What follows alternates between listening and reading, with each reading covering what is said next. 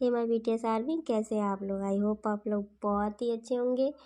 और जैसे कि मेरी गला अभी भी ख़राब है, आवाज़ आप लोगों को समझ आ ही रही होगी कैसे जा रही है, तो उस पर ध्यान मत दीजिएगा और स्टोरी पे ध्यान दीजिएगा। और फ़िलहाल मैंने आपसे बताया था कि मैं अपने गांव में आई हूँ, तो यहाँ पे थोड़ा नेटवर्क प्रॉब्लम इशू बहुत ज़्यादा यहाँ पे।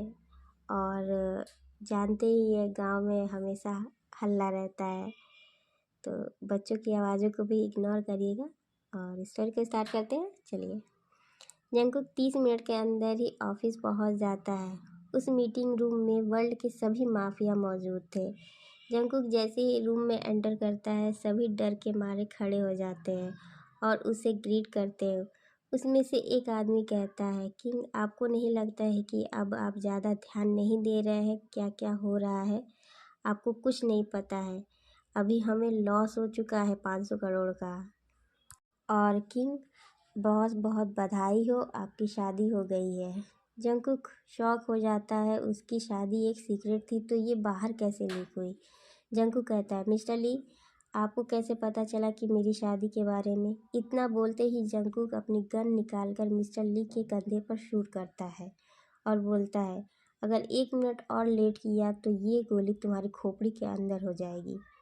वो आदमी कहता है, हमें भी नहीं पता है किंग, लेकिन ये बात हमें पता चल चुका है कि आपकी शादी हो गई है। यहाँ तक कि आपकी वाइफ का नाम ते है, ये भी लीक हो चुका है।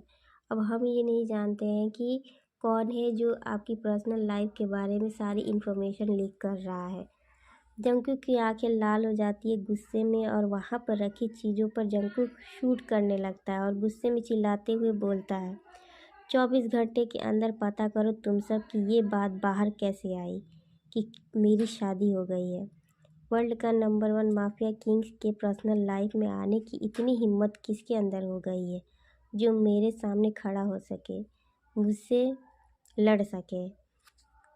जॉन जंगकुक का एक ही रूप है, हार्टलेस माफिया किंग के रूप में, और तुम सब के 2 रूप हैं। दुनिया और अपनी फैमिली के नज़र में तुम सब एक बिजनेसमैन हो, लेकिन मेरी नज़र में तुम सब माफिया हो। अगर किसी ने भी मुझसे होशियारी या मुझे पता चला कि तुम सब में से कोई है, तो उसकी 7 पुश्तें भी उसे ढूंढ नहीं पाएगी कि तुम सब कहाँ गायब हो चुके हो। अदर साइड ते सोफे पर लेटी हुई थी, तभी जिमिन का कॉल आता है। ते बोलती है, जिमिना कैसी है तू, और माँ पापा सब लोग कैसे हैं? जिमिन बोलती है, दी परेशान मत हो, सब ठीक है, माँ पापा भी ठीक है। आप बताओ, आप एंजॉय कर रहे हो ना अपने माफिया हस्बैंड के साथ? दी बताओ ना, क्या क्या किए अपने माफिया जी के साथ? ते बोलती है, जिमिना अपना मुंह बंद कर, ऐसा कुछ नहीं है, और तू रख फ़ोन, मेरे पेट में दर्द हो रहा है। इतना बोलकर ते कॉल कट कर देती है। टाइम को स्किप करते हुए जंगकुक रात के 12 बजे घर आता है और देखता है ते लिविंग रूम में सोफे पर सो रही थी। जंगकुक चलकर ते के पास आता है और उसके सर पर प्यार से सहलाता है और ते को अपनी बाहों में उठाकर रूम में ले जाता है और अच्छे से बेड पर लेटा देता है और खुद बाथरूम में फ्रेश होने के लिए चला जाता है। 30 मिनट बाद जंगकुक अपने बाल पोंछते हुए बाथरूम से बाहर आता है तो देखता है ते उठ गई थी और बेड पर लेटी हुई थी। जंगकुक ते के पास जाता है, उसके पीठ पर अपना हाथ रखता है और पूछता है, वाइफी, ज़्यादा दर्द तो नहीं हो रहा है तुम्हें? ते बोलती है, नहीं दर्द नहीं हो रहा है, पर आप कहाँ थे जो अब आए हैं? मैं आपका वेट कर रही थी तब से। जंगकुक कहता है, अच्छा क्यों? अभी तो तुम इस हालत में भी नहीं हो कि मैं तुमसे प्यार करूं। ते शर्मा जाती है। जंगकुक ते के सर पर अपना हाथ रखता है और फिर से बेड पर लेटा देता है। उसके माथे पर अपना हाथ सहलाता है और कहता है, अब तुम सो जाओ, मुझे कुछ काम है। इतना बोलकर जंगकुक ते के माथे पर किस करके जाने लगता है। तभी ते जंगकुक का हाथ पकड़ लेती है। जंगकुक पीछे मुड़कर देखता है तो ते की आंखों में आंसू थे। जंगकुक ते की आंखों में आंसू देखकर पैनिक करने लगता है और बोलता है, वाइफी, क्या हुआ, तुम्हारे आंख में आंसू क्यों? क्या पेट में ज़्यादा दर्द हो रहा है? मैं डॉक्टर को कॉल करूं? जंगकुक और कुछ भी बोलने वाला होता है, तभी ते जंकू को अपने करीब खींच लेती है और जंकू के होठों पर किस करने लगती है। जंकू ते को किस करने लगता है अपने करीब खींच के। जंकुक धीरे धीरे अपना कंट्रोल खो रहा था।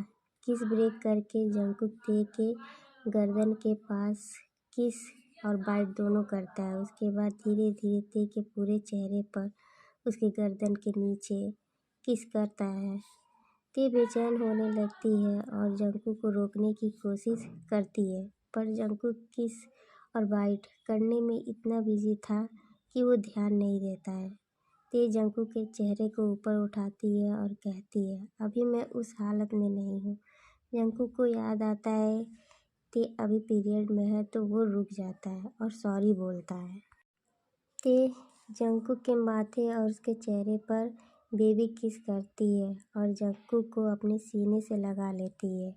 उसके सर पर प्यार से सहलाते हुए बोलती है, मैं जानती हूँ आप बहुत परेशान हो, मैं नहीं जानती हूँ क्यों, लेकिन जो भी हो सब ठीक हो जाएगा जंकुक। जंकुक मुस्कुराता है और ते की बातें प्यार से सुनता है। ते बोलती है, जंकुक आपको पता है मैं क्यों आपसे इतना नफरत करती थी? इसलिए नहीं कि आप इतने बुरे इंसान हो, क्योंकि आप एक माफिया हो। आप जैसे ही एक माफिया मेरे ही आंखों के सामने मेरी मम्मी पापा को मार दिया था। मुझे उस वक्त बहुत ही बुरा लगा था। जिमिन उस वक्त सिर्फ 4 साल की थी और मैं 9 साल की, लेकिन मेरे पापा ने मुझे और जिमिन को कैसे भी वहाँ से निकाल दिया बचा के। उस वक्त ऐसा लग रहा था कि मेरी दुनिया ही ख़त्म हो गई है। मुझे समझ नहीं आ रहा था कि मैं क्या करूँ, कहाँ जाऊँ।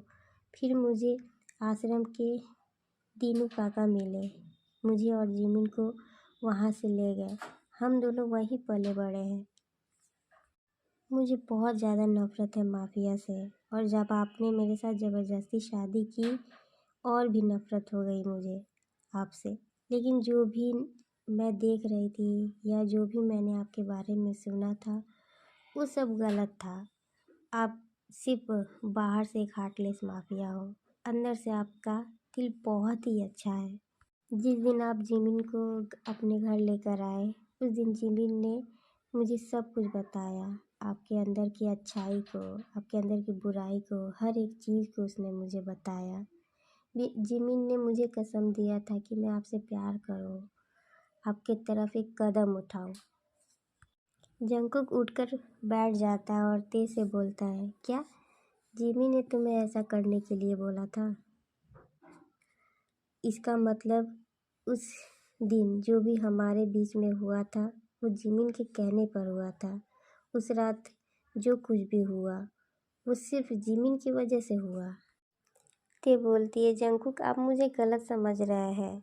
हाँ, मैं बहुत नफ़रत करती थी आपसे, और ये भी सच है कि मैं जिमिन की कसम की वजह से उस रात एक कदम उठाया था, और मेरे और आपके बीच में जो भी हुआ वो सिर्फ जिमिन की कसम की वजह से हुआ था। ये बात सच है। जंकुक कहता है, इसका मतलब ये है कि तुम मेरे साथ प्यार का दिखावा कर रही हो, सिर्फ अपनी बहन के लिए। ते उठकर खड़ी हो जाती है और बोलती है, माना कि मैंने जिमिन के बोलने पर आपको अपने पास आने दिया, आपके इतने करीब गई, लेकिन जंकुक मेरा इरादा गलत नहीं था। प्लीज़ आप मेरी बात का यकीन करें। जंकुक गुस्से में सामान फेंकने लगता है और तोड़ने लगता है और बोलता है, अगर जिमिन ने कहा होता कि तुम मेरे साथ ना रहो, तुम मेरा साथ छोड़ दो, शायद आज तुम मेरे साथ नहीं होती। और तुम्हें शर्म नहीं आई कि अपनी बहन के बोलने पर तुम मेरे पास आई, मेरे साथ इंटीमेट हुई? क्यों ते, तुम मुझसे दिल से प्यार नहीं कर सकती हो? लेकिन बहुत हुआ, अब नहीं चाहिए मुझे तुम्हारा प्यार, न तुम्हारा साथ। मैं जैसा था मैं वैसा ही रहूँगा। तुम मेरा प्यार देखी हो, अब तुम मेरा नफ़रत देखोगी। ते जंकुक का हाथ पकड़ती है, पर जंकुक रूम से बाहर जाने लगता है। ते जंकुक के पीछे पीछे भागते हुए आती है, जंकुक को रोकने की कोशिश करती है, पर जंकुक वहाँ से चला जाता है ते को अकेला छोड़कर। Okay guys.